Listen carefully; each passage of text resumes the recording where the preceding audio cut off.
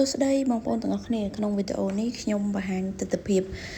ពេលខ្ញុំចូលបោះតង់ក្នុងព្រៃបានជូនបងប្អូនមើលកន្លែងខ្ញុំទៅនេះក៏នៅភ្នំត្បែងមានជ័យដែរប៉ុន្តែខ្ញុំពេលខ្លះក៏ខ្ញុំអត់ទៅតែកត់លោកដែរខ្ញុំចូលទៅក្នុងព្រៃជ្រៅដើម្បីសម្រាកនៅកន្លែងស្ងប់ស្ងាត់ឆ្ងាយពីមនុស្សម្នាអញ្ចឹងណាបងប្អូន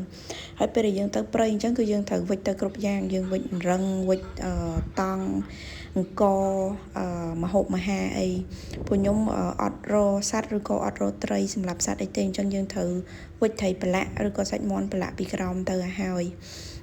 មហូបពេលខ្លះខ្ញុំវិចទៅអត់គ្រាន់ដែរបងប្អូនអញ្ចឹងបើសិនជាយកទៅអត់គ្រាន់ទេ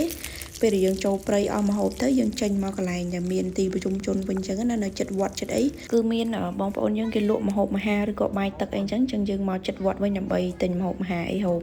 ហើយឲ្យតែកន្លែងណាដែលមានទឹកមានប្រភពទឹកមានទឹកហូរឬក៏យើងអាចមុជបានអាចដួសយកមកដាំញ៉ាំបានហ្នឹងគឺយើងអាចសម្រាកបានហើយនៅកន្លែងហ្នឹងមានដើមឈើត្រជាក់អីទៅសម្រាកបានហើយខ្ញុំពេលដែលចូលព្រៃហត់ដើរហត់កន្លែងណាគឺខ្ញុំក្រាលរឹងគេងនៅកន្លែងហ្នឹងហ្មងហើយត្រឡប់ដើរភ្នំត្បែងគេងអញ្ចឹងបងប្អូនដល់ពេលជើងណានោះខ្ញុំទៅភ្នំអរ៉ាល់ខ្ញុំគេងតាមផ្លូវអញ្ចឹងដែរលេងមានសត្វតកែពស់ឬក៏យើងហៅថាតកែគោវាខាំខ្នងដោយមកផ្ទះវិញពីតម្រាំដឹងថាតកែនឹងវាខាំខ្នងដេកឈឺឡើងប្រហែលថ្ងៃហើយវីដេអូចូលព្រៃកាលហ្នឹងក៏ខ្ញុំអត់សូវបានថតវីដេអូច្រើនហើយភាគច្រើនគឺថតស្លឹកទុកមើលលេងអញ្ចឹងណាអញ្ចឹងដាក់បង្ហាញជូនបងប្អូនមើលទេសភាពឬក៏ផ្កាដើមឈើអីប្លែកៗដែលយើងអត់ដែលឃើញមាននៅខាងក្រោមបងប្អូនអាចមើលបានចាអញ្ចឹងអរគុណច្រើនបងប្អូនវីដេអូយើងមានតែប៉ុណ្្នឹងទេបាយបាយ